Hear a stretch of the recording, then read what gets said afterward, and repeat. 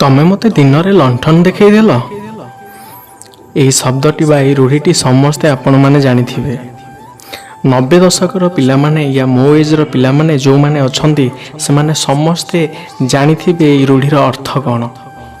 ଆଉ ଏହି ଲଣ୍ଠନ ଶବ୍ଦଟି 90 ଦଶକରେ ଛଣ ଛପର ଘରଠୁ ନେଇ ପକ୍କା ଛାତ ଘର ଯାଏ ସମସ୍ତଙ୍କ ଘରେ ବ୍ୟବହାର ହେଉଥିଲା। ଆଉ ଏହି ଶବ୍ଦଟି ସମସ୍ତେ କହୁଥିଲେ।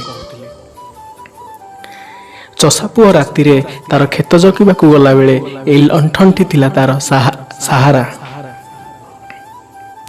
ଗାଁର ମୁଖିଆ ସଭା ସମିତି ୟା କୌଣସି ଗାଁର ସଭା ହେଲେ ତାଙ୍କର ଆଶ୍ରୟ ଥିଲା ୟା ସାହାରା ଥିଲା ଏହି ଲଣ୍ଠନ।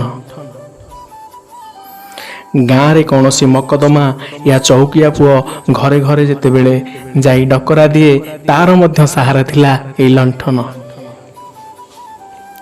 ଏହି ଲଣ୍ଠନକୁ ଦେଖିଲେ ସତେ ଯେମିତି ମନ ହୁଏ ସମୁଦ୍ର କୂଳରେ ସେହି ବତୀ ଘର। ଏହା ତ ଏବେ ବିଲୁପ୍ତ ପ୍ରାୟ, କିନ୍ତୁ ବେଳେବେଳେ ମନେ ପଡ଼େ ସେହି 90 ଦଶକର କଥା ଆଉ ଏହି ଲଣ୍ଠନର ମନୋରମ ଦୃଶ୍ୟ। ପିଲାଟିଏ ତାର ପାଠଶାଳାକୁ ୟା ଟ୍ୟୁସନକୁ ଯେତେବେଳେ ଯାଏ ସାର୍ କୁହନ୍ତି, ପିଲାରେ ତମର ସେଇ ଲ୍ୟାମ୍ପ ନେଇ ଆସିବ ଯାହାକି ତମକୁ ପଢ଼ିବାରେ ସାହାଯ୍ୟ କରିବ, ତମର ସେଇ ଲଣ୍ଠନ ନେଇ ଆସିବ।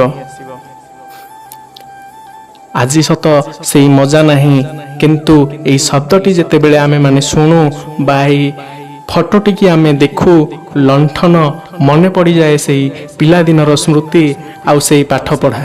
ସତ କହିଲି ନା ସାଙ୍ଗମାନେ? ଯଦି ଆପଣମାନଙ୍କର ସେମିତି କିଛି ସ୍ମୃତି ମନେ ପଡ଼ୁଛି ତାହେଲେ କମେଣ୍ଟ ବକ୍ସରେ ଜଣାନ୍ତୁ। ଧନ୍ୟବାଦ। ଜୟ ଜଗନ୍ନାଥ। Thank you.